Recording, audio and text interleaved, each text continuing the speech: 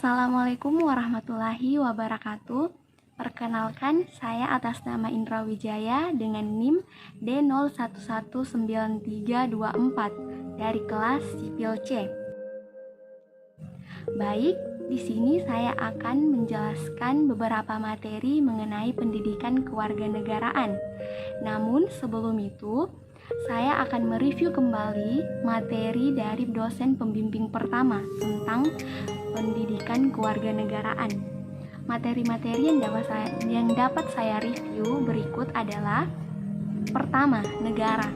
Negara adalah suatu wilayah yang memiliki sistem atau aturan yang di dalamnya mencakup aturan-aturan yang harus ditaati oleh seluruh individu yang ada di dalam wilayah tersebut. Kedua, yaitu konstitusi. Konstitusi adalah hukum norma tertulis, atau konstitusi juga dapat diartikan norma politik dan hukum bentukan dalam pemerintahan negara. Konstitusi itu dapat pula disebut, seperti yang saya katakan tadi, konstitusi dapat pula disebut hukum norma tertulis atau undang-undang tertulis. Nah, konstitusi di Indonesia yaitu adalah Undang-Undang Dasar 1945. Ketiga, yaitu kewarganegaraan. Kewarganegaraan adalah keanggotaan yang menunjukkan hubungan antara negara dengan warga negara itu sendiri. Keempat, ada hak dan kewajiban. Hak adalah hak dasar yang dimiliki setiap manusia sejak saat dia dilahirkan, atau kekuasaan yang dimiliki setiap orang untuk melakukan sesuatu berdasarkan peraturan yang berlaku. Dan kewajiban itu yaitu segala sesuatu yang diwajibkan atau yang harus dilaksanakan oleh seseorang. Saya juga akan menjelaskan sedikit tentang contoh hak dan kewajiban. Contoh hak pertama itu hak untuk hidup, di mana setiap manusia berhak untuk memilih hidupnya sendiri, atau bisa dikatakan berhak memilih hidupnya sendiri itu berhak menentukan agama apa yang dia inginkan, berhak menentukan mau seperti apa hidupnya nanti, dan itu semua merupakan hak dasar manusia. Kedua itu hak atas kebebasan berpendapat. Setiap rakyat dibebaskan berpendapat sesuai dengan apa yang dia pikirkan, apa yang ada di benaknya berhak ia ungkapkan, karena di Indonesia sudah diberikan undang-undang mengenai kebebasan untuk berpendapat. Kemudian saya akan sedikit menjelaskan juga tentang kewajiban warga negara Indonesia. Pertama itu kewajiban membayar pajak. Nah, setiap rakyat Indonesia wajib membayar pajak untuk mensejahterakan diri kita sendiri juga.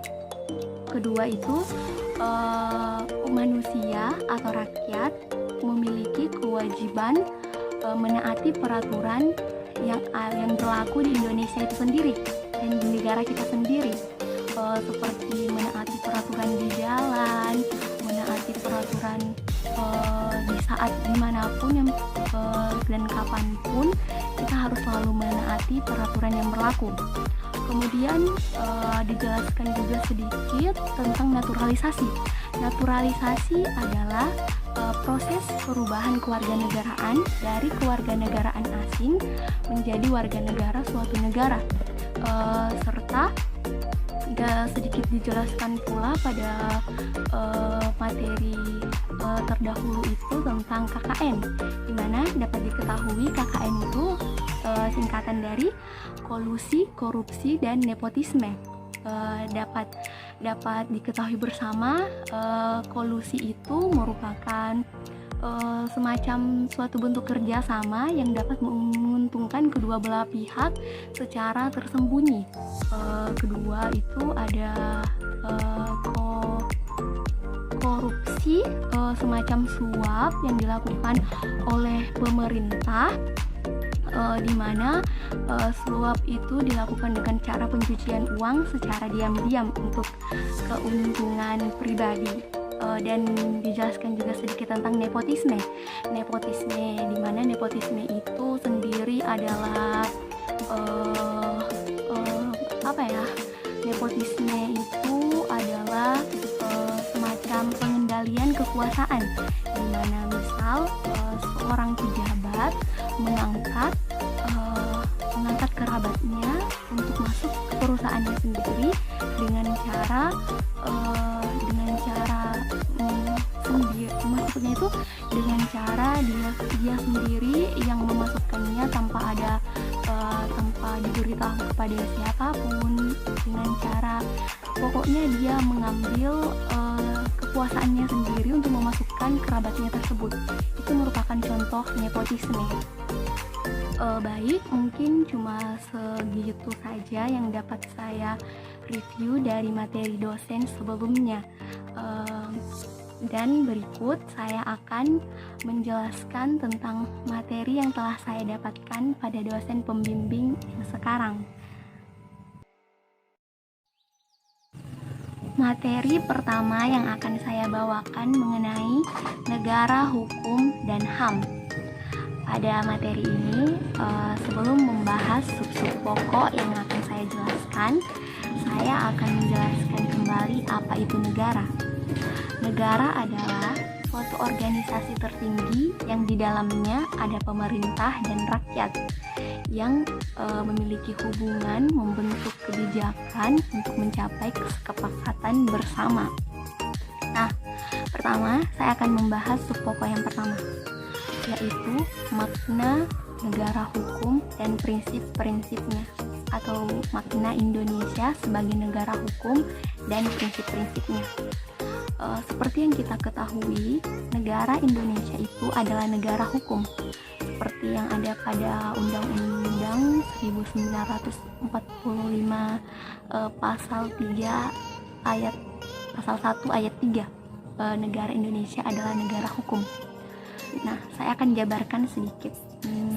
Segala kebijakan yang ada di Indonesia atau di negara kita semua harus berdasar atas hukum, baik itu produk hukum maupun turunan-turunannya, seperti peraturan pemerintah, peraturan presiden, peraturan gubernur, dan lain-lain. Itu semua harus berdasar atas hukum. Kemudian saya akan menjelaskan prinsip-prinsip negara hukum. Pertama itu adanya penegakan hukum melalui pengendalian peraturan perundang-undangan. Di sini adanya pengendalian itu dilakukan jika suatu undang-undang bertentangan dengan undang-undang lainnya, maka dilakukan pengadilan. Nah, ada dua macam pengadilan, yaitu pengadilan formal dan pengadilan material. Pengadilan formal itu atau pengawasan formal dilakukan secara praktik langsung. Misal pada pelaku tindak kejahatan yang salah, kita dapat mengungkapnya dengan secara formal,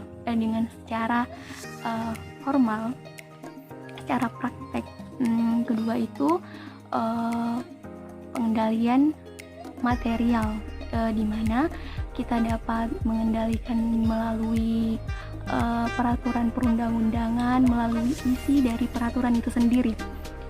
Di sini juga dilakukan pengendalian, yaitu dua, di mana jika peraturan yang bersangkutan bertentangan langsung dengan undang-undang, maka diawasi oleh Mahkamah Konstitusi langsung. Namun jika peraturan yang bertentangan dengan undang-undang di bawah undang-undang dasar, maka diawasi oleh Mahkamah Agung. Kedua itu adanya perlindungan HAM. Di sini saya akan menjelaskan sedikit tentang apa itu HAM. HAM adalah hak dasar yang dimiliki setiap manusia sebelum ia dilahirkan.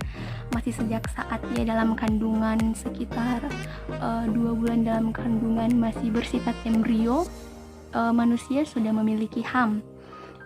Nah, di sini perlindungan atas HAM itu dapat dijabarkan atau diperkuat dengan pasal-pasal yang telah ada, seperti ada pada pasal 27 ayat 1, 2, dan 3.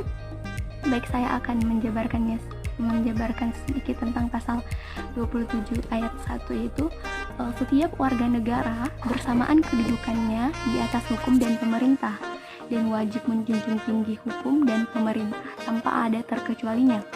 Pasal 27 ayat 2, setiap warga negara berhak atas pekerjaan dan penghidupan yang layak.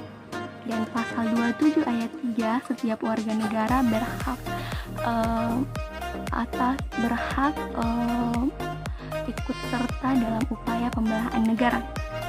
Di dalam prinsip yang kedua ini juga tercangkup dalam pasal 28 ayat pasal 28A sampai J, pasal 29, pasal 29 ayat 2, pasal 30 ayat 1, pasal 31 ayat 1, dan pasal 34. Semua merupakan penegakan HAM atau perlindungan HAM bagi kita semua. Dan ketiga itu ada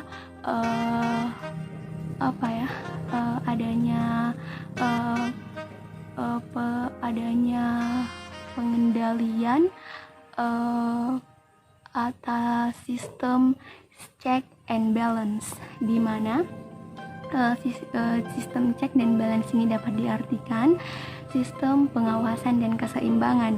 Di sini dalam prinsip ini dikenal dengan namanya trias politika, di mana trias politika ini ada 3, yaitu lembaga eksekutif, lembaga legislatif, dan lembaga yudikatif, di mana ketiga lembaga ini memiliki fungsi-fungsi yang berbeda tentunya.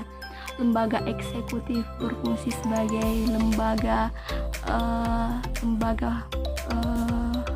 pencetus, lembaga legislatif berfungsi sebagai lembaga pengesahan, dan lembaga yudikatif bekerja sebagai lembaga pengawasan atau pengontrol. Di lembaga eksekutif itu terdiri dari presiden, wakil presiden, menteri-menteri, kepala daerah, wakil kepala daerah, dan lain-lain. Lembaga legislatif itu berisi seperti DPR, DPRD, dan DPD. Sementara lembaga yudikatif itu seperti Mahkamah Agung, Mahkamah Konstitusi, dan Komisi Yudisial. Prinsip keempat itu adanya pembatasan kekuasaan dalam negara. Di sini dapat kita ketahui bersama, menurut pendapat Friedrich Julius Stel pada sekitaran abad 19, yaitu menemukan bahwa adanya Eropa kontinental, di mana pada Eropa kontinental ini terdiri dari pembatasan dilakukan secara hukum. Nah, pembatasan ini bertujuan untuk mendapat kesepakatan bersama melalui musyawarah demi mencapai, pertama, cita-cita bangsa atau tujuan bangsa, kedua, the role of the law, penyelenggaraan negara. Nah, dalam cita-cita bangsa ini, seperti yang kita ketahui bersama, cita-cita bangsa Indonesia itu ada pada Undang-Undang 1945 alinea keempat, di mana yaitu pertama, melindungi segenap bangsa Indonesia, kedua, memajukan kesejahteraan umum, ketiga, mencerdaskan kehidupan bangsa, dan keempat, melaksanakan ketertiban dunia yang berdasarkan kemerdekaan, perdamaian abadi, dan keadilan sosial. Prinsip kelima yaitu adanya persamaan hukum, persamaan di hadapan hukum dan pemerintahan. Nah, di sini mungkin dapat dikatakan terjadi big problem atau problem yang besar di mana problem besar itu yaitu tindakan diskriminatif. Demi mencegah tindakan diskriminatif pada pemerataan ini, maka dibuatkan undang-undang tentang pemerataan ini, yaitu ada pada Undang-Undang pasal 27 ayat 1, ada pada pasal 28D ayat 1 dan pasal 28D ayat 3. Dan terakhir, prinsip terakhir yaitu adanya pengendalian administrasi. Nah, pada pengendalian administrasi ini berfungsi untuk mengontrol tindakan sewenang-wenang negara terhadap rakyat. Sekarang Indonesia itu telah memiliki PT-UN atau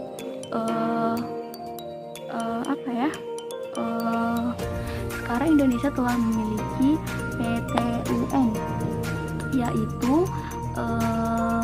Peradilan Tata Usaha Negara, di mana Peradilan Tata Usaha Negara ini berfungsi untuk melindungi segala hak yang dimiliki oleh negara jika sewaktu-waktu haknya itu direnggut atau misalnya haknya itu tidak dilaksanakan, misalnya hak itu diganggu, maka akan dibantu oleh PT-UN. Nah, hukum dasar yang menyangkut tentang PT-UN itu ada pada Undang-Undang Nomor 24 pasal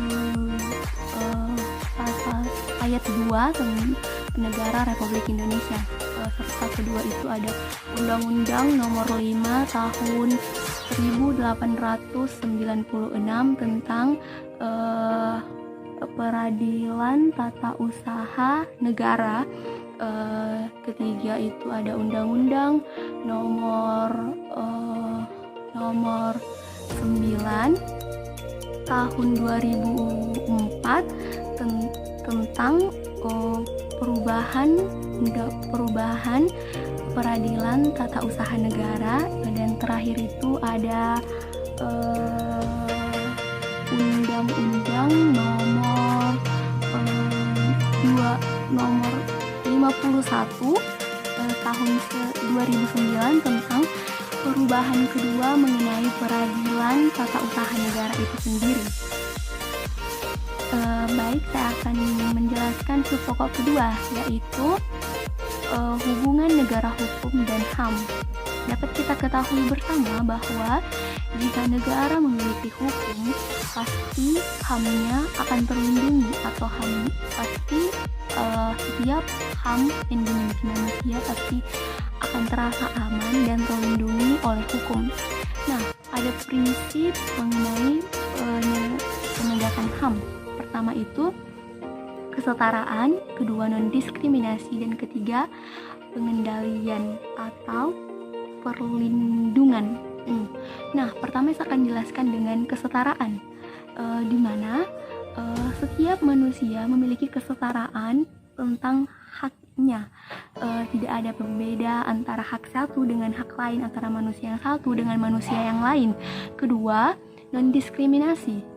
Di sini tidak ada diskriminasi tentang HAM-HAM yang kita miliki, tentang hak kita. Dan terakhir itu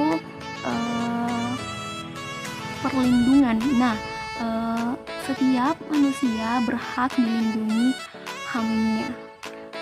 Oke, saya akan lanjut pada materi pembahasan yang ketiga atau subpokok yang ketiga, yaitu penegakan hukum di Indonesia.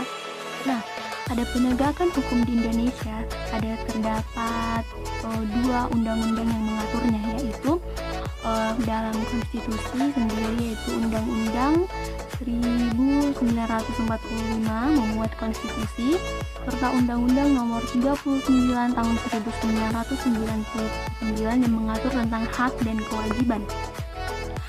Saya akan memberi di sini dijelaskan dengan 10 hak dan 4 kewajiban warga negara Indonesia.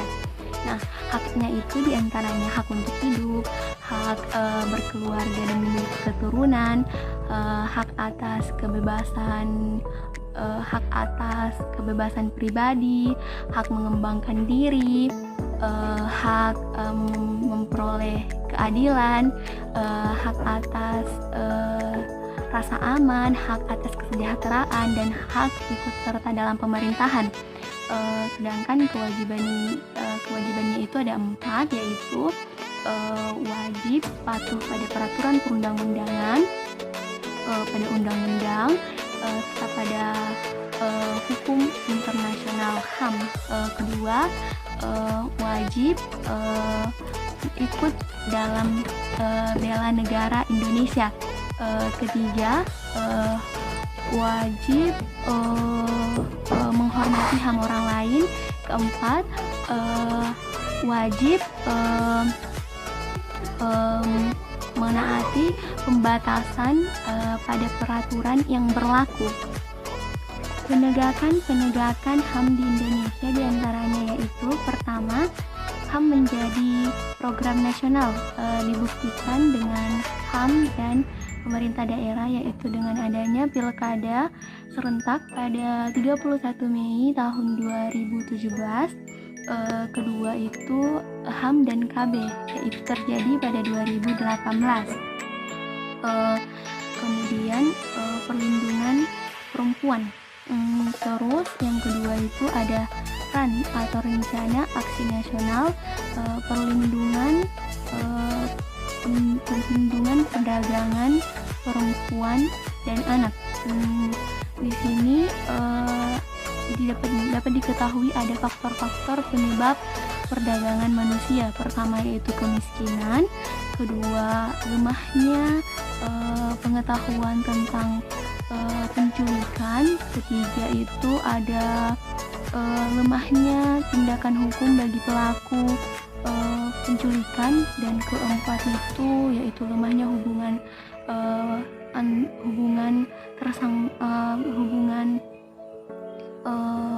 dengan keluarga sendiri.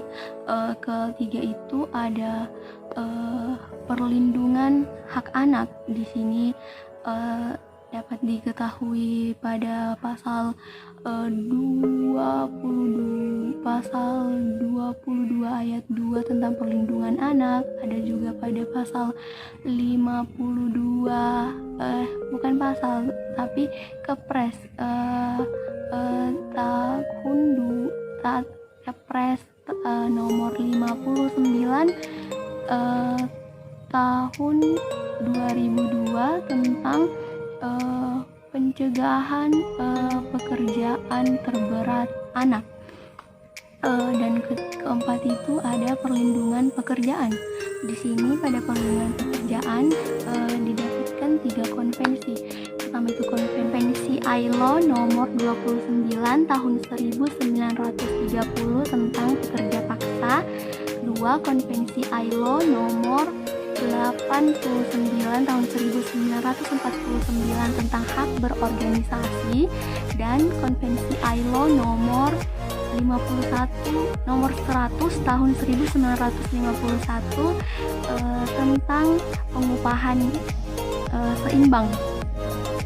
Dan kelima itu adalah HAM diperkuat oleh konstitusi dan institusi, di mana konstitusi yang dimaksud adalah Undang-Undang Dasar 1945, sedangkan institusi yaitu Komisi Nasional HAM, kedua Komnas Perlindungan Perempuan, dan ketiga Komnas Perlindungan Anak. Nah, dalam konstitusi dan institusi ini diatur pada Undang-Undang nomor 39 tahun 1999 serta Undang-Undang Republik Indonesia nomor 26 tahun 2002 tentang pengadilan HAM. Baik, saya akan menjelaskan materi yang kedua mengenai demokrasi Indonesia. Di sini terbagi menjadi 2 sub pokok. Yang pertama yaitu makna demokrasi dan prinsip-prinsipnya. Seperti yang kita ketahui bahwa demokrasi itu berasal dari bahasa Yunani, yaitu demos yang berarti rakyat, dan kratos atau kratein yang berarti kekuasaan. Jadi demokrasi dapat berarti rakyat yang berkuasa. Sedangkan menurut Abraham Lincoln, demokrasi adalah pemerintahan dari rakyat, oleh rakyat, dan untuk rakyat. Nah, prinsip-prinsip demokrasi itu seperti apa? Seperti yang dijelaskan dosen pembimbing, prinsip-prinsip demokrasi itu sangat banyak. Namun di sini saya akan hanya menjelaskan 3 prinsip demokrasi saja. Yang pertama yaitu adanya pembagian kekuasaan, di mana pada pembagian kekuasaan ini dapat diartikan bahwa tidak hanya satu kekuasaan yang ada dalam negara, di mana pembagian kekuasaan dilakukan dengan 3 pembagian, yaitu dikenal dengan trias politika seperti yang telah saya katakan tadi, di mana ada eksekutif, yudikatif, dan legislatif. Kedua itu di mana di sini pada pembagian kekuasaan ini masing-masing dari 3 lembaga ini berfungsi menjalankan tugasnya masing-masing demi mencapai pemerataan dalam pemerintahan. Kedua itu adanya pemilihan umum yang bebas. Di sini dapat dijelaskan yaitu dengan adanya pemilihan umum yang bebas, maka rakyat Indonesia tidak boleh dipaksa dalam memilih. Rakyat Indonesia itu bebas memilih siapapun yang dia inginkan untuk menjadi pemerintahnya, untuk yang mengatur pemerintahan ini, yang memiliki kualifikasi yang baik. Itu berdasarkan hati nurani manusia sendiri, hati nurani rakyat sendiri. Itu namanya pemilihan umum yang bebas. Tidak ada tindak diskriminasi dalam pemilihan umum. Serta yang ketiga yaitu adanya kebebasan individu. Di sini dapat dijelaskan yaitu misal kebebasan individu itu kebebasan untuk tidak memilih. Nah, dalam artian tidak memilih di sini seperti yang kita ketahui sekarang sedang masa pandemi, tentunya kita boleh saja mengatakan saya tidak bisa karena alasan ini. Itu kebebasan individu kita sendiri. Kita bebas untuk mengatur diri kita sendiri dengan lindungan pemerintah, tentunya dari lindungan undang-undang. Kebebasan individu juga dapat berarti kebebasan kita dalam belajar. Kita berhak belajar kapanpun kita mau. Seperti itu. Sub pokok yang kedua yaitu demokrasi Indonesia. Nah, di sini dapat diketahui demokrasi Indonesia itu ada pada Undang-Undang 1945 alinea keempat, dan ada pada sila keempat Pancasila, yaitu kerakyatan yang dipimpin oleh hikmat kebijaksanaan dalam permusyawaratan perwakilan. Itu merupakan demokrasi Pancasila kita sendiri. Nah, di sini juga akan dijelaskan karakteristik demokrasi konstitusional. Nah, pertama yaitu demokrasi populis, di mana demokrasi populis ini dapat berarti kekuasaan berada di tangan rakyat. Kedua itu mayoritas berkuasa dan hak minoritas. Di sini terjadi perlindungan hak minoritas, di mana hak-hak rakyat bawah dapat dilindungi oleh kalangan atas. Dan ketiga yaitu pembatasan kekuasaan. Di sini dijelaskan tentang pembatasan kekuasaan pemerintahan. Keempat itu ada kekuasaan dibatasi oleh mekanisme dan institusi. Kekuasaan dibatasi oleh mekanisme dan institusi ini terdapat 4 faktor utama, yaitu pemisahan dan pembagian kekuasaan berdasarkan fungsinya. Di sini yang dimaksud yaitu lembaga. Lembaga yang dimaksud ini ada 3, lembaga yudikatif, eksekutif, dan legislatif. Kedua itu ada check dan balance, yaitu keseimbangan dan pengawasan dan keseimbangan. Dimana pengawasan dan keseimbangan ini ditujukan juga pada tiga lembaga tadi. Yang ketiga itu ada proses hukum. Nah, pada proses hukum ini ada dua, dimana proses hukum tanpa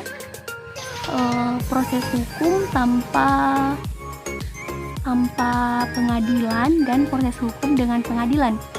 Proses hukum tanpa pengadilan ini dapat kita lihat bersama pada cekcok antar keluarga, kesepakatan keluarga itu tanpa pengadilan, dan kesepakatan hukum dengan pengadilan yaitu yang mengambil jalur hukum itu sendiri.